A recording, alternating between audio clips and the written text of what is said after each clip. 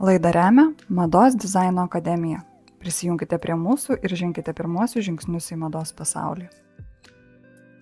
Pažiūrėkit, dabar iš vienos pusės yra vakarų pasaulis, yra Šiaurės Amerika, Europos Sąjunga ir NATO, iš kitos pusės dabar kūrėsi kokios koalicijos: Kinija, Rusija, Iranas, Šiaurės Korėjos kariai permetami į Ukrainą šiuo metu. Be jokios abejonės, kad formuojasi labai pavojingi alijansai. Ir kaip čia viskas toliau vystysi, sunku pasakyti. Tai viskas kol kas kyla į viršų, jokia įtampa neslūgsta niekur. Labadiena. Šiandien kalbėsiuosi su buvusiu kariuomenės vadu Jonu Vytautu Žuku. Labadiena.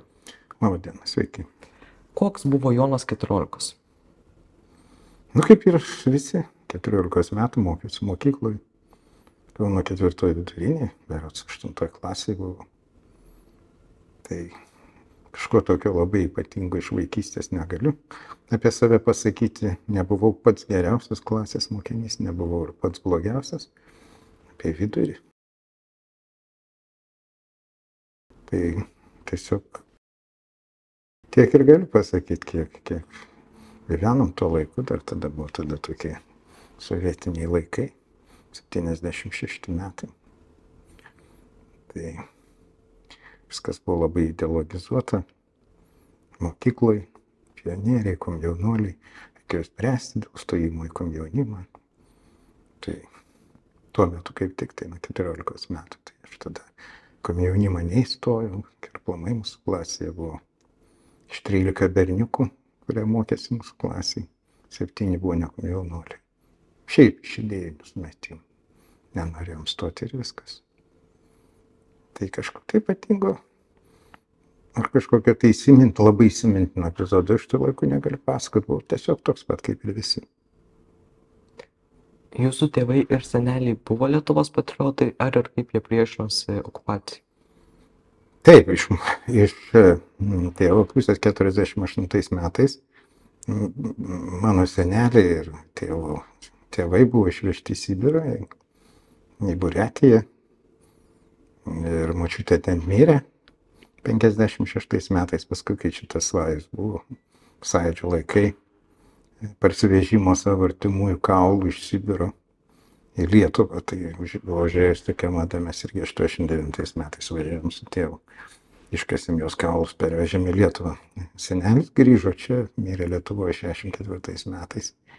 Tėvas buvo represuotas, sėdėjo Karagandos lagerį, 6 metus praleido lagerį. Jo brolis žuvo miške 46 metų lapkričio 1 dieną. Taip kad namuose visada buvo švenčiamos ir tos prieškario valstybinės šventės, niekas nieko neslėpė nuo vaikų. Manyje neįvyko jokio lūžio, kad štai aš kažkaip tikėjau socialistinio gyvenimo pranašumais ir ten buvo buržuazinė Lietuva, o dabar jau Lietuva žengia pažangos keliu. Tarybų sąjungos tautų šeimoje aš to niekada netikėjau nuo mažumės. Visada žinau, kad buvo kitaip. Ir jokių dvasinių sukrėtimų ir lūžių prasidėjus sąjūdžiui arba prasidėjus tam atgimimo laikotarpiu, ar tai Gorbačiovo perestroikai, kai atsirado jau ir daug straipsnių ir knygos buvo pradėtos leisti, tai visą tai man jau buvo žinoma. Aš nepatyriau jokių savo pasaulėžiūros kažkokiu tai lūžiu ar neatsivėrė man pasaulis, aš tą žinojau iš savo šeimos nuo mažumės. Kas įkvėpė tapti Lietuvos kariuomenės kariu? Kaip ir minėjau, galbūt šeimos istorija, vaikystėje perskaitytos knygos, daug tada buvo tokia įdomi labai. Knygų jaunimas dabar kažką kitą skaito, mes tada skaitėm, labai daug buvo knygų ir užsienio autorių išverstų, ir 3 muškietininkai, ir daug labai knygų buvo apie indėnus, tai ten tokių buvo gerų. Labai daug gerų dalykų, kas atliko tam tikrai ir auklėjimą, galbūt vaidmenį, tai būtent perskaitytos knygos. Ir formavo taip pamažu. Ir senelio namuose, dar iš mamos pusės, taip pat buvo daug labai karių žurnalų likę nuo tarp prieškarinės Lietuvos. Atsimenu, sudėta kažkur tai Paliepėje, tai teko juos labai vartyti, labai mielai jos skaičiau, kaip kas buvo ir apie nepriklausomybės karus, ir apie tai, kaip gyveno Lietuvos kariuomenė. Ir jaunosios kartos žurnalą tokį teko irgi vartyti, jų niekur nebuvo bibliotekose, bet buvo likę dar kai kur šeimos archyvuose. Tai perskaitytos knygos Šeimos istorija ir taip pat galbūt periodinė spauda, kurią varčiau iš prieškario Lietuvos ir pamažu taip susiformavo tam tikras toks požiūris į savo pareigą, į tėvynę, idealistinis tam tikras požiūris. Sunku buvo įsivaizduoti, kad aplamai Lietuva kada nors atgaus nepriklausomybę tais laikais. Tiesiog buvo neįmanoma. Tai, kas įvyko 90 metais, buvo tikras stebuklas. Prieš 5 metus tai to dar negalėjai net įsivaizduoti. Negalėjai įsivaizduoti net ir dar 88 metais, aš dar atsimenu, 88 jau sąjūdis prasidėjo, bet dar 87 metais, kada buvo minimas Lietuvos krikštas, 600 metų jubiliejus. Tai dar visur buvo gūdi tarybų valdžia ir persekiojimai. Aš atsimenu, Vilniuje Švento Petro ir Povilo bažnyčiai buvo pagrindinis minėjimas, Lietuvos krikšto pagrindinis minėjimas. Diena pamaldos truko apie 2,5 valandos ir tada pirmą kartą buvo sugiedotas Lietuvos himnas, garsiai grojant vargonams. Tiesiog bažnyčios viduje esantys žmonės pradėjo giedoti Lietuvos himną ir tada vargonininkas, matyt, tai buvo susitarta, vargonininkas garsiai grojo kažkokią kitą melodiją, bet vis tiek Lietuvos himno melodija ir žodžiai prasimušė.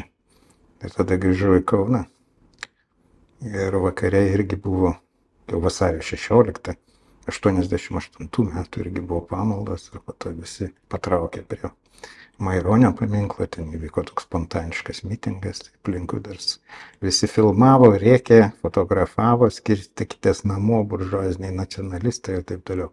Tai sunku buvo įsivaizduoti, dar 88 metų vasario 16, kad Lietuva taps nepriklausoma. Tai įvyko tikras stebuklas, mano manymu. 90 ir 88 metų birželio mėnesį jau prasidėjo sąjūdis. Bet irgi viskas buvo iš anksto, kalbėjo apie ekonominį suverenitetą, bet ne apie pilną Lietuvos nepriklausomybės politinį paskelbimą. Tai pamažu viskas priėjo iki 90 metų kovo 11. Papasakokite apie nepriklausomos Lietuvos kariuomenės atkūrimą ir kaip jame dalyvavote, koks buvo pirmasis jūsų karinis laipsnis. Jeigu pradėti apie tą tarnybą kariuomenėje aplamai, 83-85 metais tarnavau sovietiniai kariuomeniai, ten gavau pirmą karinį laipsnį. Tas buvo kažkaip eilinis, paskui tapau seržantu. Lietuvos kariuomenėje 90 metais dar mokiausi universitete. Ir tada kaip tik po nepriklausomybės paskelbimo buvo pradėtos platinti tokios anketos per Sąjūdžio būstines Lietuvoje. Kas nori tapti Lietuvos kariuomenės savanoriu. Čia greičiau buvo toksai galbūt ir bandymas išsiaiškinti, kiek Lietuva gali iš tikrųjų paskelbus nepriklausomybę surinkti savanorių, jeigu Lietuvos kariuomenė būtų atkurta. Tai su draugais iš karto užpildėm tą anketą, kad turim karinę specialybę, tarnavom kariuomeniai. Ten buvo toks klausimas, kada galėtumėte ateiti tarnauti į Lietuvos kariuomenę, mes parašėme tuoj pat. Rytoj, šiandien, jeigu būsim pakviesti.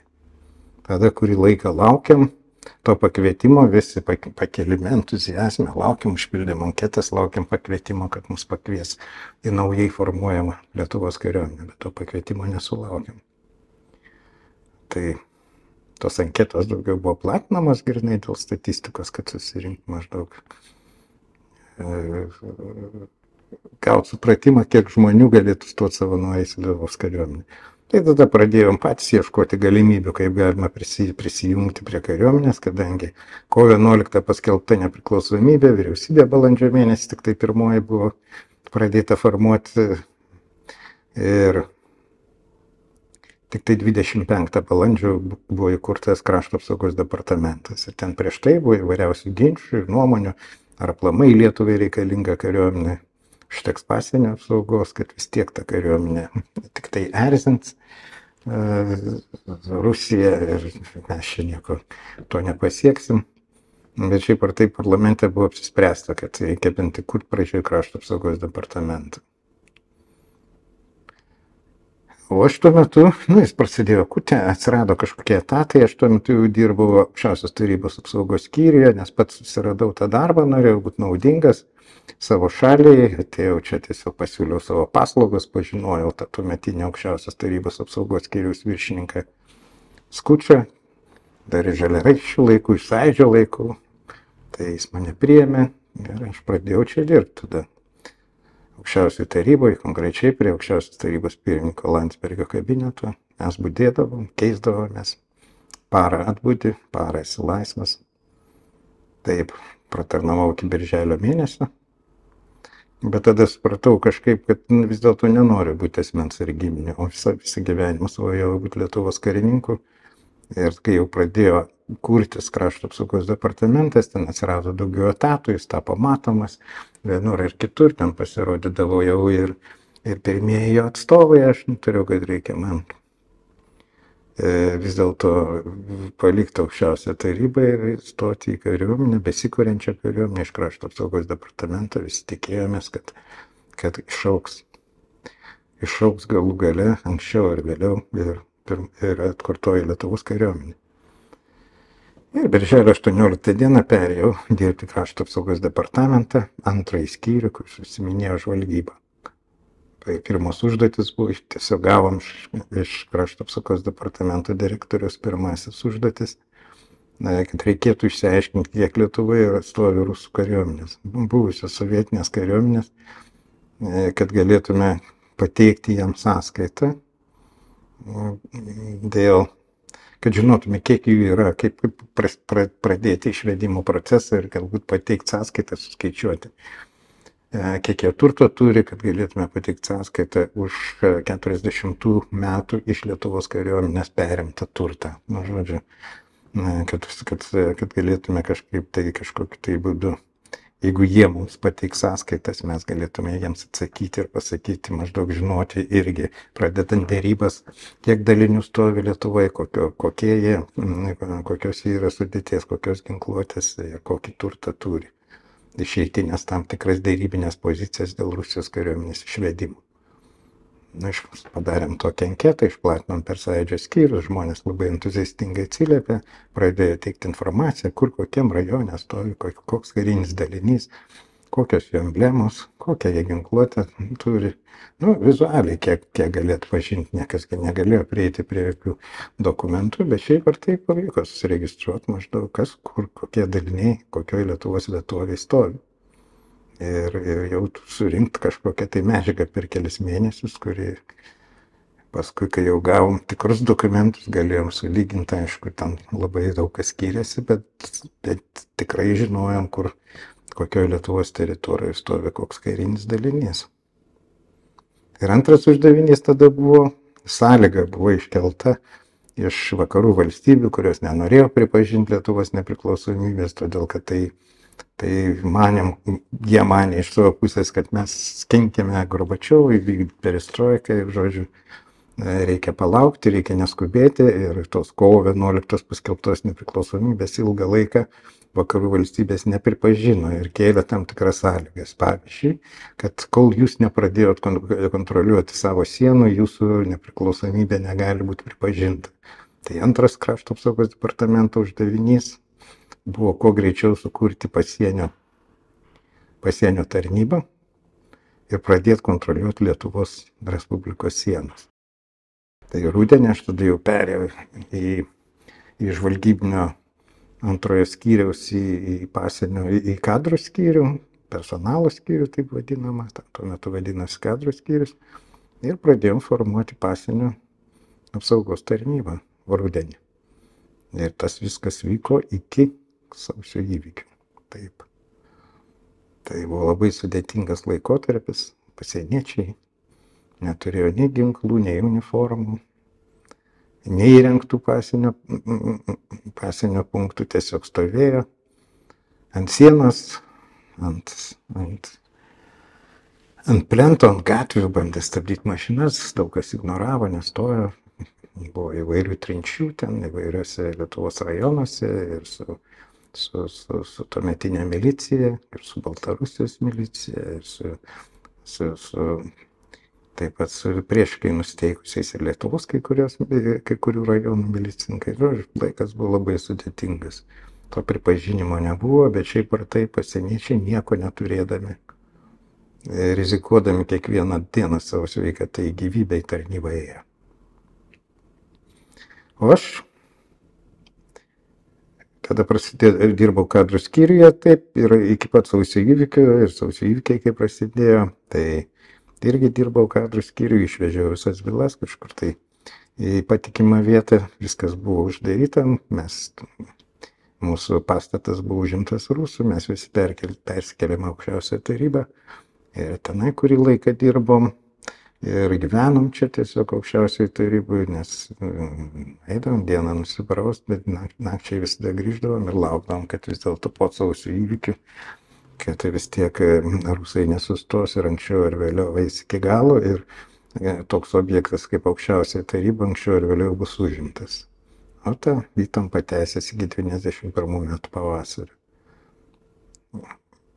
Kada jau vasario pabaigoje šiek tiek tai įtampa ėmė slūgti.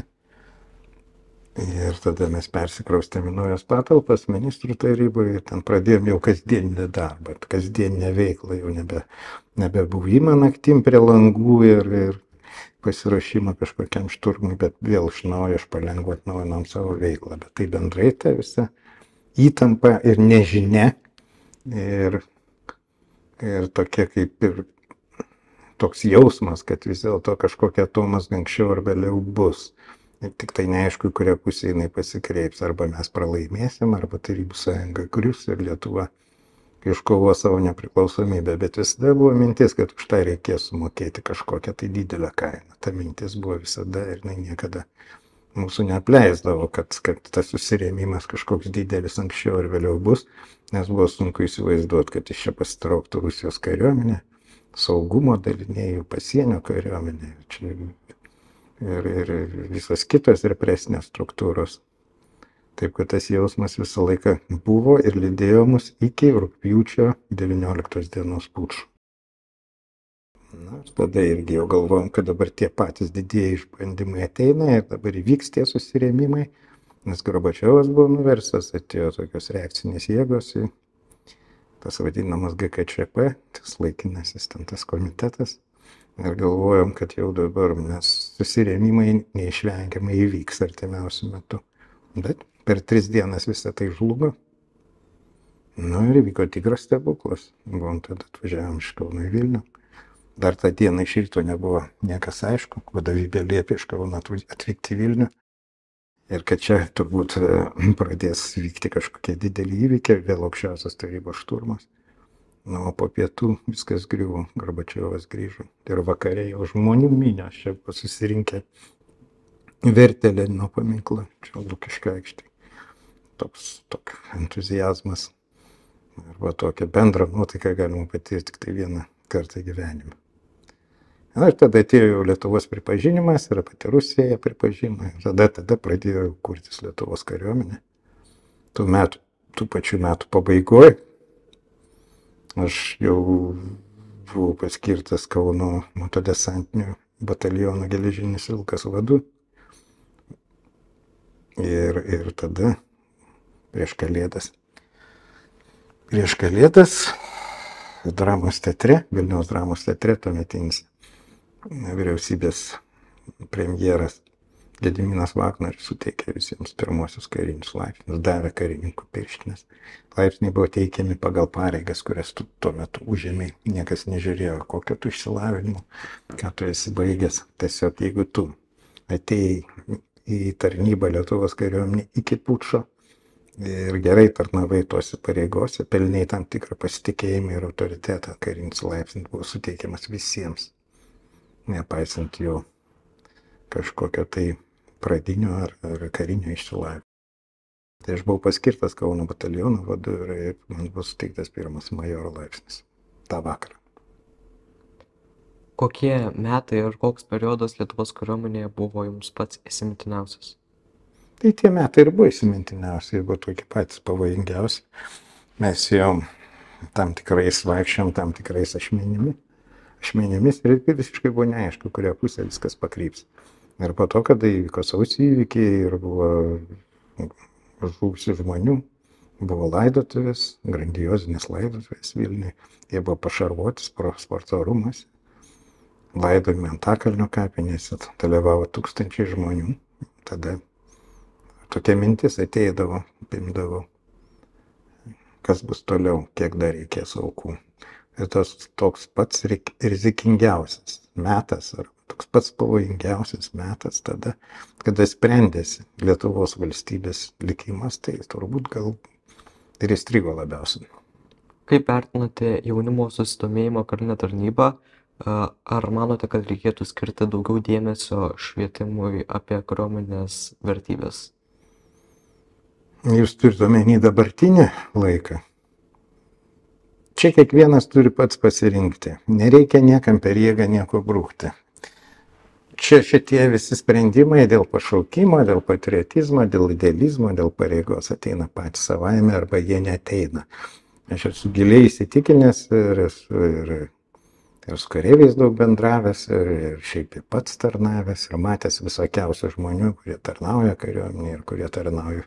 Ateina idealistiniais sumetimais, kurie ateina dėl nuotykių, treti ateina dėl to, kad gauti tiesiog kažkokį darbą, ketvirti ateina todėl, kad tokia prievolė, jis negalėjo nuo jos išsisukti ir tiesiog jam reikia atitarnauti, nes kitos išeities jisai neturi. Sudėtinga ką nors apie tai pasakyti. Kiekvienas pasirenka pats.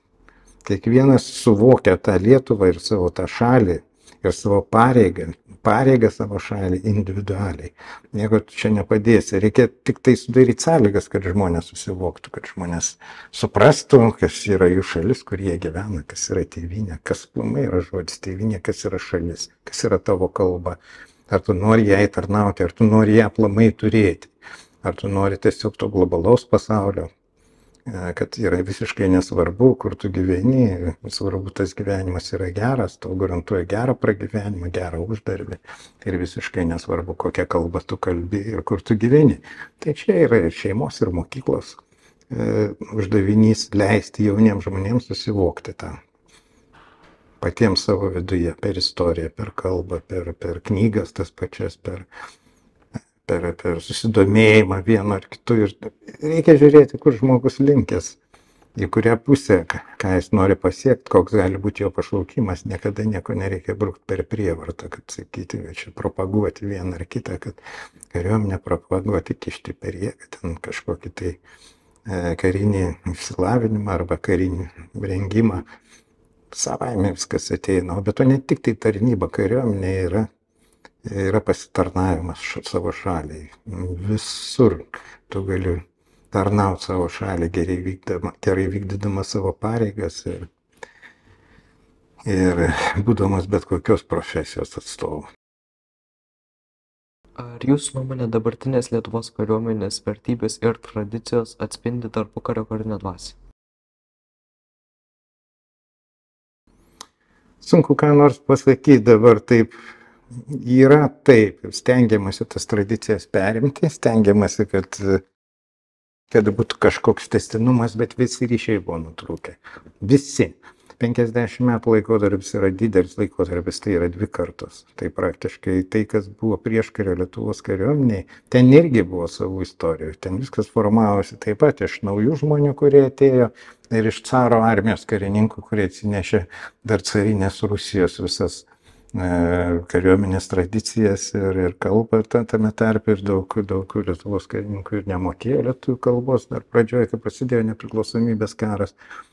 Ir ten, kada atsirado jau pirmosios Lietuvos karo mokyklos laidos, irgi kilo tam tikros trintis ir konfliktai tarp jaunesnės kartos ir tos senesnės kartos dar caro Rusijos kariuomenės karininkų. Tai per tą 20 metų tą jau Lietuvos karininkų karta jinai tikrai jau susiformavo nauja ir tą buvo galima pastebėti jau be jokios abejonės ir pokario laisvės kovose.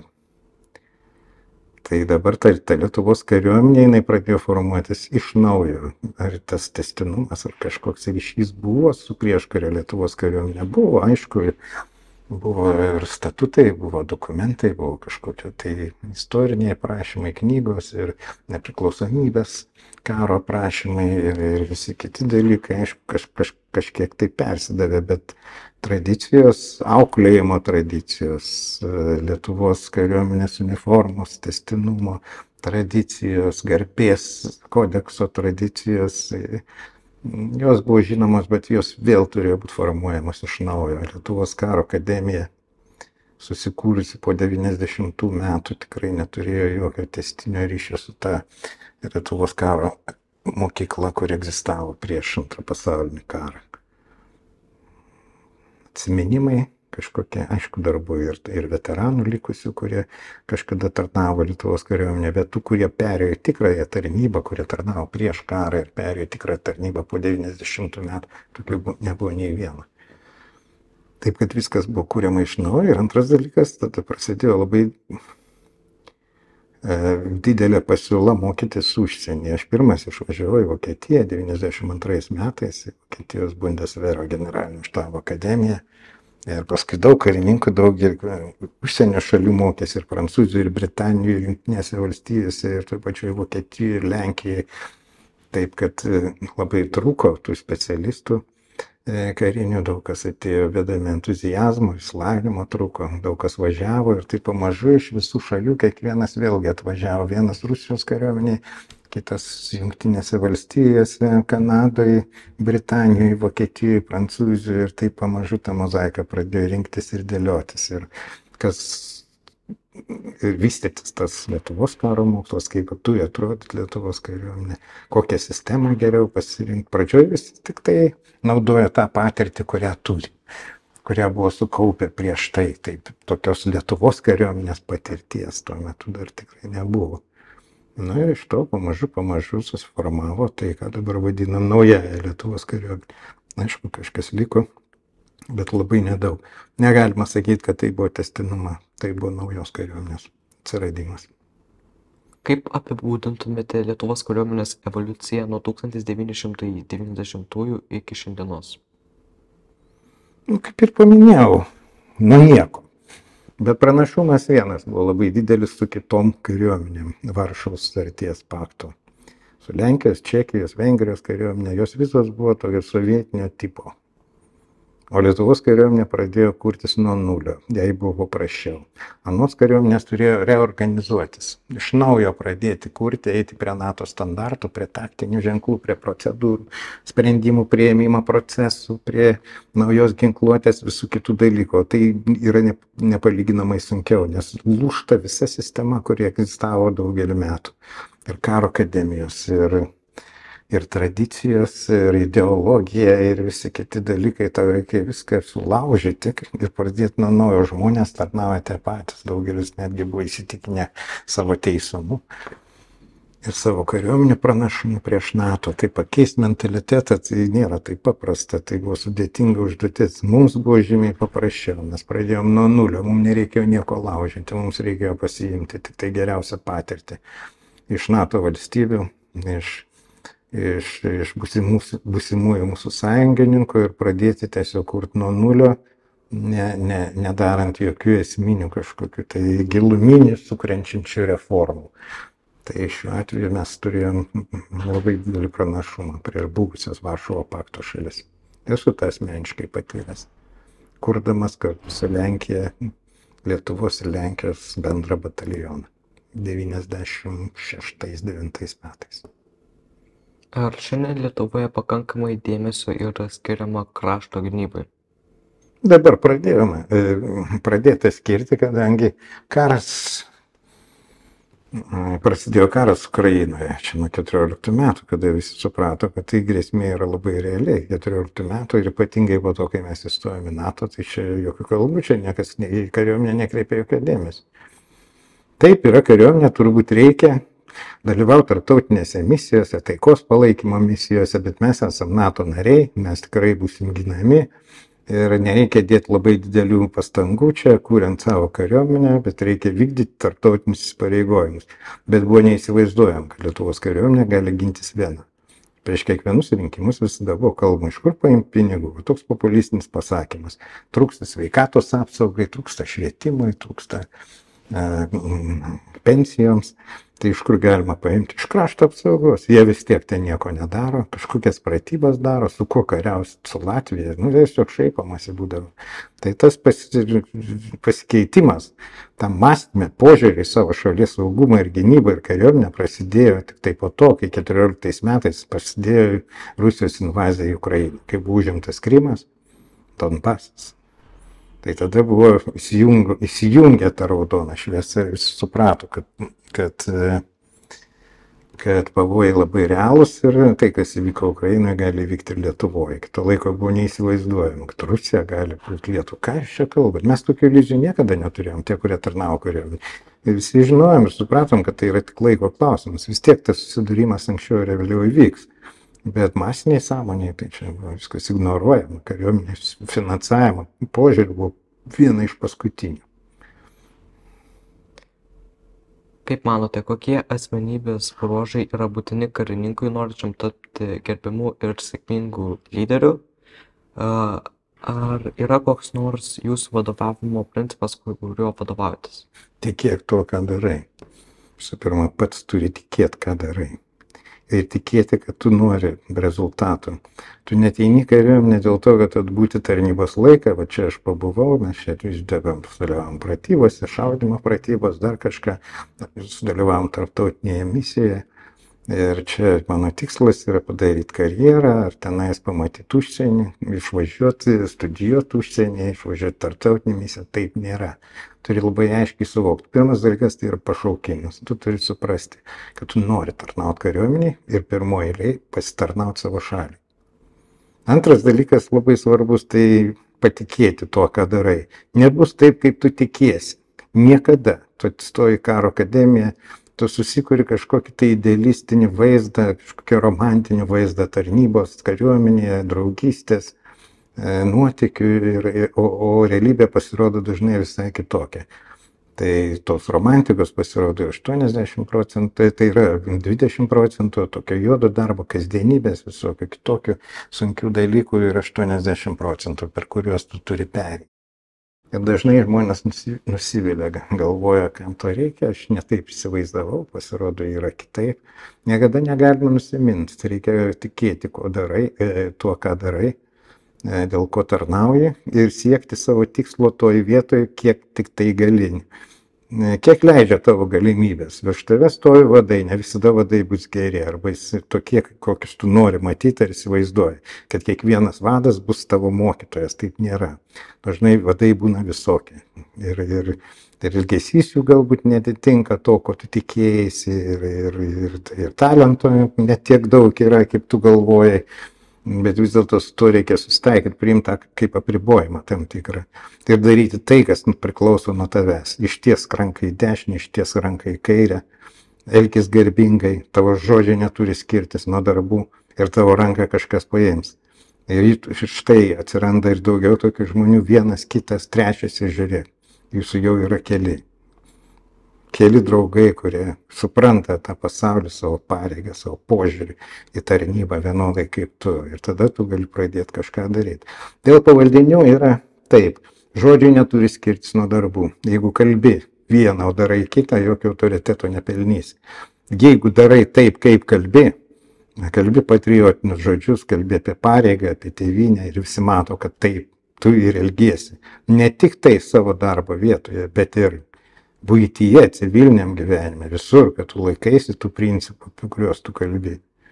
Tai žmonės tave ims gerbti. Todėl pamatys, kad tu nesi melagis, tu neapsimetinėjai, tu darai taip, kaip tu kalbi. Ir trečias dalykas labai svarbus, tai yra pasitikėjimas žmonėmis. Pasitikėk žmonėm. Didžioji dauguma žmonių elgesi padoriai ir garbingai. Yra visokių melagių, niekšų, intrigantų, bet didžioji dauguma yra padorų žmonės, tai pasitikėk jais. Ir tas pasitikėjimas grįš atgal tau iš didžiosios daugumos tave supančių žmonių. Tai jeigu įtarinėsi, seksi, nepasitikėsi, visaip kurstysi vieną prieš kitą ir galvoji, kad tai yra geri vadovavimo principai, labai klysti. Reikia pasitikėti, nereikia sekti, nereikia gaudyti, reikia pasitikėti. Tie, kurie meluoja, apgaudinėja, išsukinėja, anksčiau ar vėliau išaiškės, bet didžioji dauguma pradės pasitikėti tavimi. Jeigu galėtumėte pakeisti vieną iš savo kaip vado sprendimų, koks jis būtų? Žiūrint, apie ką čia eitų kalba, galbūt kažkada kažkur kažkokį tai talentingą karininką galėjau greičiau pakelti arba nepamačiau, o pamačiau galbūt netokį, arba ten suteikiau jam galimybę išvažiuoti, mokytis ar daryti karjerą greičiau negu kitam, kuris buvo labiau to vertas. Ta turiu pripažinti. Ne visada tu gali tiesiai labai aiškiai pamatyti tave supančius žmonės, gali padaryti įvairiausių klaidų, kas liečia personalo politiką arba savo pavaldinius. Tai galbūt kažkur tai kažkada tai turėčiau savo kažkokiu tai priekaištų, kad nesu visais galbūt pasielgiau arba galėjau pasielgti taip, kaip tikrai turėjau pasielgti. Koks jūsų dabartinis santykis su Lietuvos kariuomene? Jokio. Aš esu atsargoju. Išėjęs esu kviečiamas į įvairius renginius, į kariuomenės šventes. Stengiuosi pagal savo galimybės juose dalyvauti. Minim ir karinio dalinio kažkokias sukaktis tuose daliniuose, kur aš tarnavau ir Geležinio Vilko brigadoje, ir Kauno matedesantiniam batalione, ir kariuomenės šventes. Bet šiaip aš nesu dabar veikiantis ar patarėjas, ar ten kažkur tai ministerijoje, ar kariuomenės vadovybėje, niekur. Aš tiesiog stebiu visus procesus, kurie vyksta kariuomenėje iš šono, kaip ir visi kiti civiliai žmonės. Kokią Lietuvos kariuomenę matote po 10 ar 20 metų ir kodėl? Žiūrint, priklauso nuo to, kaip vystysis ta politinė situacija, kokia Lietuvos kariuomenė atrodys po 10 metų. Jeigu bus karas, sunku aplamai ką nors pasakyti, kaip atrodys NATO, kaip atrodys Lietuvos kariuomenė, kaip atrodys pasaulis. Nieko tu čia dabar negali pasakyti, gyvenam mes dabar labai pavojingais laikais. Visaip gali būti. Tai norėtųsi, aišku, kad tie patys didieji išbandymai mus aplenktų. Jeigu Rusijos imperija subirės arba ten ateis kokie tai kiti žmonės į valdžią, jeigu Rusijoje laimės demokratija, tai bus vienas scenarius, kaip tada galėsim mes atrodyti ir kokia bus mūsų vieta ir kokie bus mūsų santykiai su kaimynais ir ar mums reikės išleisti šitiek daug pinigų ginkluotei ir kaip atrodys pats NATO. Mes jau matėm tą situaciją, kaip viskas keitėsi pasibaigus šaltajam karui, kaip visi atsipalaidavo, kaip visi priėmė Rusiją kaip partnerį, kaip galvojo žlugo komunistinė sistema ir daugiau nebereikės mums čia, mes būsim partneriai, nebebūsim priešais ir kaip čia per 10 metų, ir dar net greičiau, iki pirmo Čečėnijos karo 95 metais. Ir vėliau, ir paskui Gruzijos įvykiai 2008 ir vėliau Ukraina parodė, kad mes visi labai klydom. Tai bet vis tiek ta iliuzija egzistuoja, kad vis tiek Rusijoje kažkas pasikeis, kad bus kažkokios karo pamokos, kad ateis galbūt kiti žmonės, gal pati Rusijos, tie regionai atsiskirs nuo imperijos, sukurs savo atskiras valstybės. Sunku įsivaizduoti, kaip atrodys pasaulis po 10 metų. Kaip jis atrodys, taip ir turėtų turbūt atsižvelgianti visas tas rizikas ir saugumo padėtį ir vystytis toliau Lietuvos kariuomenė. Jeigu tie didieji pavojai išnyks, kurie šiuo metu egzistuoja, tai tada bus galima svarstyti.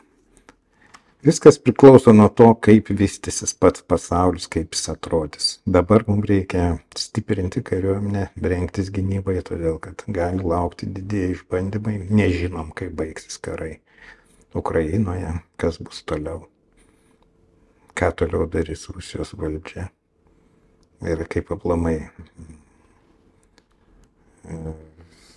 ar viskas vystysi kažkokius tai didelius globalinius konfliktus, ar viskas baigsis Ukrainai, sudėtinga pasakyti. Padėtis kol kas yra labai pavojinga, reikia stiprinti savo ginkluotasias pajėgas ir visų pirma valią gintis. Gali būti daug ekspertų, kurie pasakys, kad štai jūs galėsite apsiginti tik tai tada, jeigu jums duodama tokios ir tokios sumos pinigų, bus perkama tokia ir tokia ginkluotė, kitu atveju jūs neturi šansų. Bet paskutiniai įvykiai parodo, kad jeigu žmonės turi valią ir valią priešintis ir tikrai patriotišką jausmą ir nusistatymą, kad reikia ginti savo šalį, tai ir turi tikrai pasirengimą tą daryti, tai čia jokia Bachmutas gynėsi keletą mėnesių, Mariupolis gynėsi irgi keletą mėnesių visiškai čia paneigiant visas prognozes, visų ekspertų prognozes ir kad Ukraina kris per 3 dienas.